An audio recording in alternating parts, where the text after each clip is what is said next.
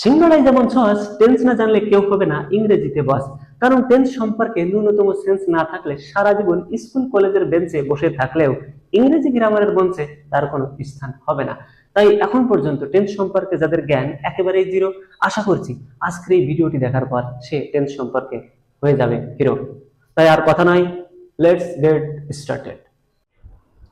Dear students, tense নিয়ে আলোচনার শুরুতে একটা কথা বলতে চাই, সেটা হলো যে আমার যেহেতু বেসিক ইংলিশ নিয়ে আলোচনার বিষয়, তো আমি আলোচনার শুরুতে এমন কিছু বেসিক নিয়ে আলোচনা করব যেটা অনেকের জন্যই অস্বস্তিকর মনে হতে পারে, যে আসলে এটা তো আমরা জানি কেন আলোচনা করছে।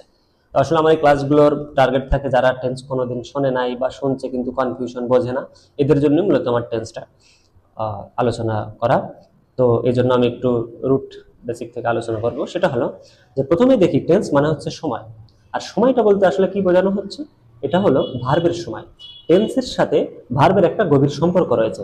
আমরা যদি ভার্ব না বুঝি তাহলে কিন্তু টেন্স আমরা বুঝতে পারবো না। সেক্ষেত্রে দেখি যে ভার্ব জিনিসটা কি। ভার্ব হলো সেই শব্দ যা দ্বারা কোনো কাজ করা বা হওয়া বোঝায়। আবার এভাবে বলা যায় যে বাক্যে সাবজেক্ট যা নিয়ে ব্যস্ত থাকে তাকে ভার্ব বলা যাবে। যেমন মিতু ভাত খায়, এখন মিতু কি নিয়ে ব্যস্ত? খাওয়া নিয়ে ব্যস্ত। তারা বল খেলে, কি নিয়ে ব্যস্ত? খেলা নিয়ে ব্যস্ত। আবার এভাবে বলা যেতে পারে যে ভার বা ক্রিয়া শব্দটি ধরা যায় না, ছোঁয়া যায় না, কিন্তু অনুভব করা যায়। যেমন মিতু ভাত খায়, এখানে মিতুকে ধরা যায়, ভাতকে ধরা যায়, কিন্তু খাওয়াকে ধরা যায় না। তারা বল খেলে, তাদেরকে ধরা যায়, বলকে ধরা যায়, কিন্তু খেলে এই শব্দটা ধরা যায় না। শিশুটি বিছানায় ঘুমিয়েছিল, শিশুটিকে ধরা যায়, বিছানায় এটা ধরা যায়, কিন্তু ঘুমিয়েছিল এটা জাস্ট একটা ওয়ার্ড, এটাকে ধরা যায় না। তো এই যে আমরা ভার্বগুলো লিখলাম, তো এই ভার্ব দিয়ে আমরা যতগুলো সেন্টেন্স তৈরি করি বা আমরা কথা বলি, ভার্বকে ব্যবহার করি, তো সেইটা কোন টাইমকে নির্দেশ করে, কোন সময়ে এই কাজগুলো ঘটে থাকে, সেটাকেই মূলত টেন্স বলে। যেমন মিতু ভাত খায়, এটা বর্তমানে কোনো এক সময় খায়।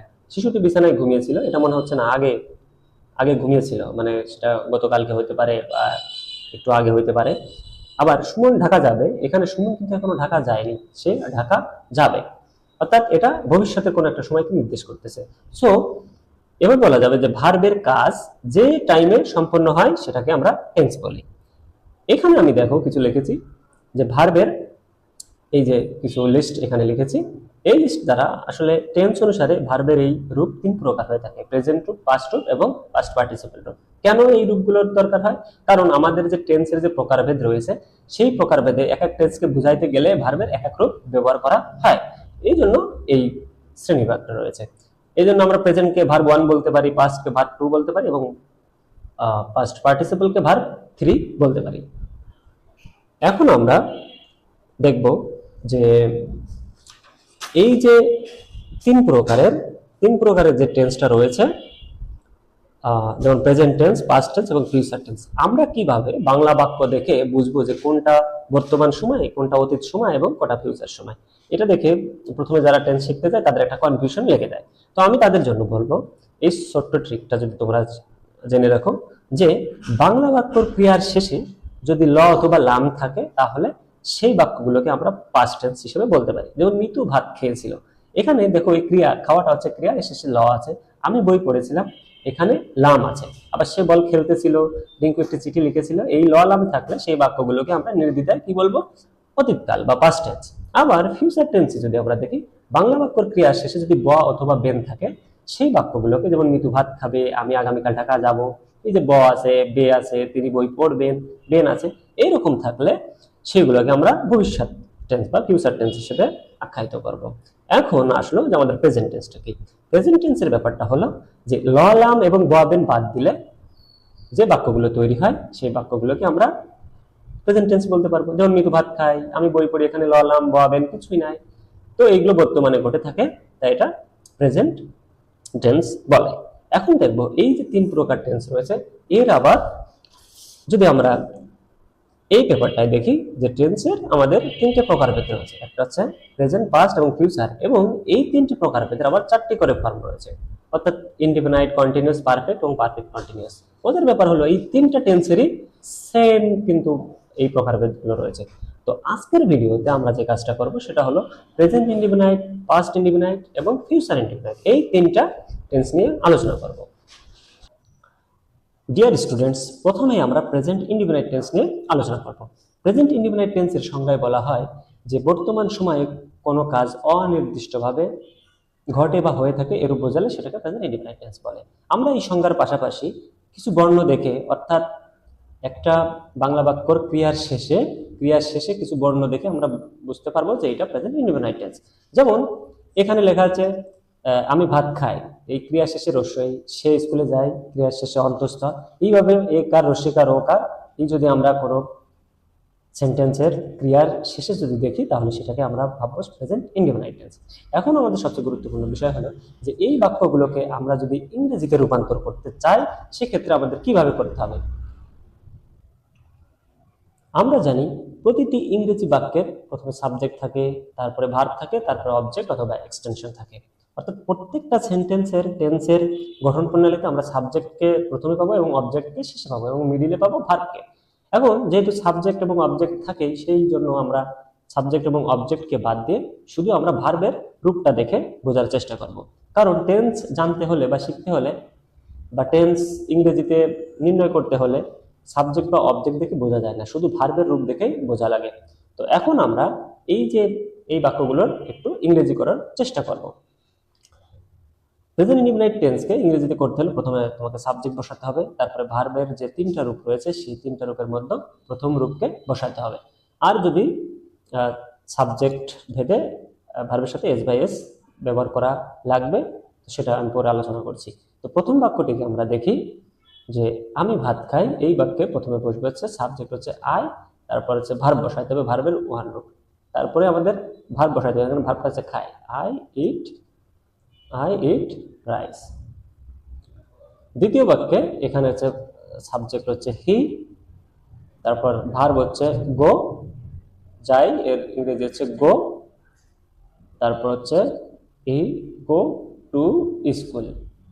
এই বাক্যটায় একটু সমস্যা হয়েছে, সেটা হলো যে এই বাক্যে প্রথমে ভার্বের সাথে এখানে এস বা ইএস বসে নাই, কিন্তু এই বাক্যটিতে ভার্বের সাথে এস বা ইএস বসবে। আবার দ্বিতীয় বাক্যটিতে যদি আমরা দেখি মিতু পড়ার ইংরেজি হচ্ছে রিড বুক, এই বাক্যটিতেও ভার্বের সাথে এস বসবে। এখন দেখি কেন।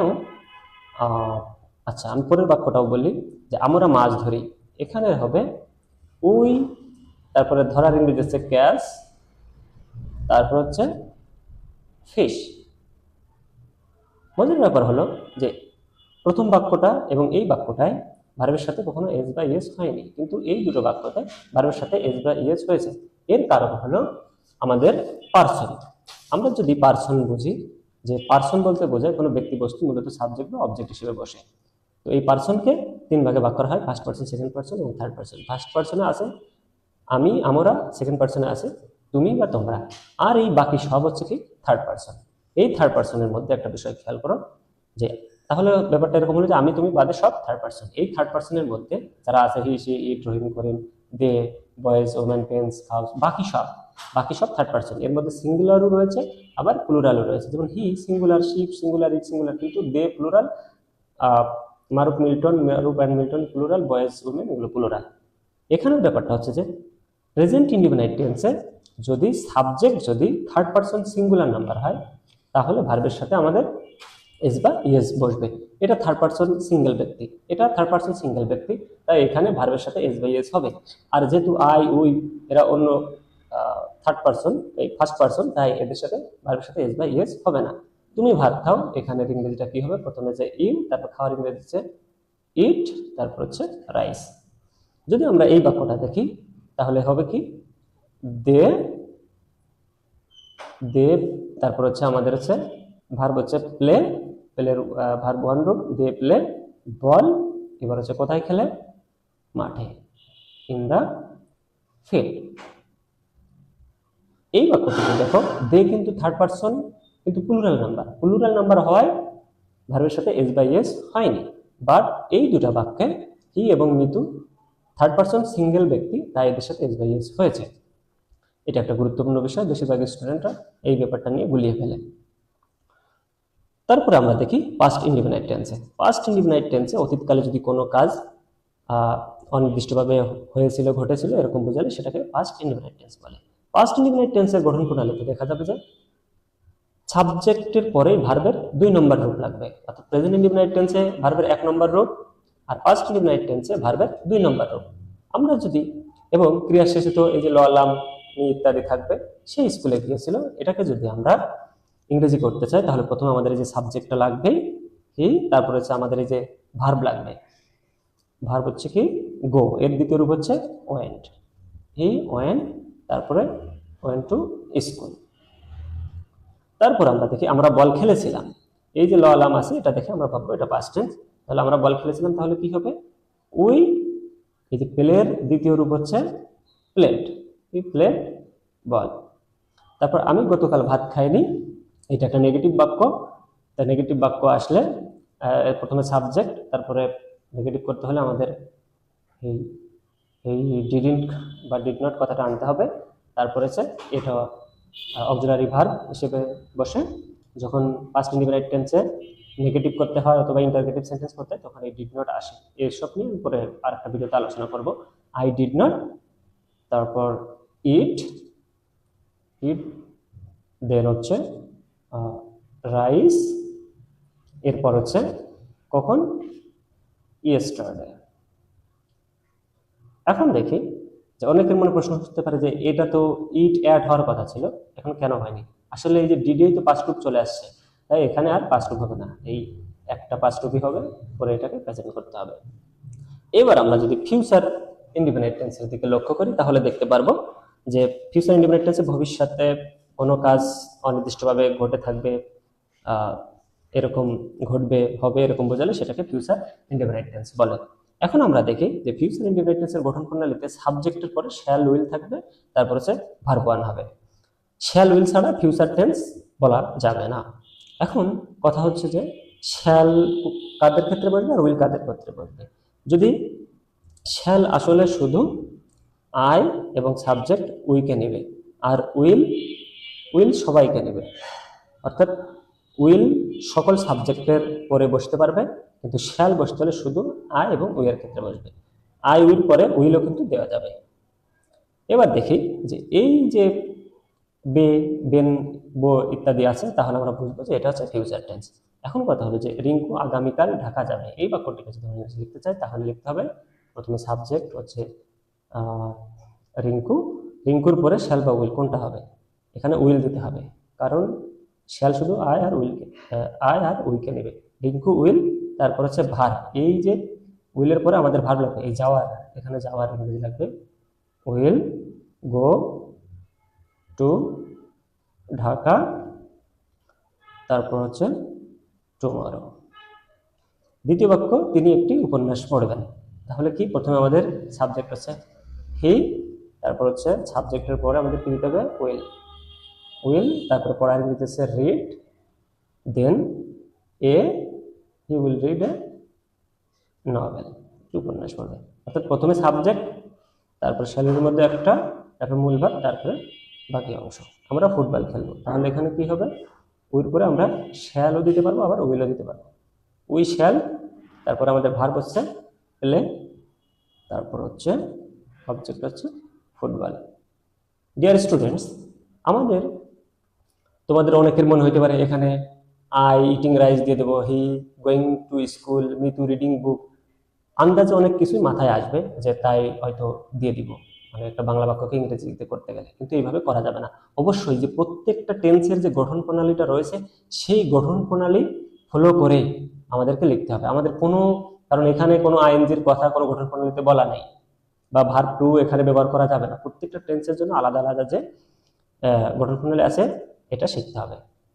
এর পরবর্তীতে আমরা কন্টিনিউয়াস টেন্স নিয়ে আলোচনা করব। ততক্ষণ পর্যন্ত সবাই ভালো থাকো। আল্লাহ হাফেজ।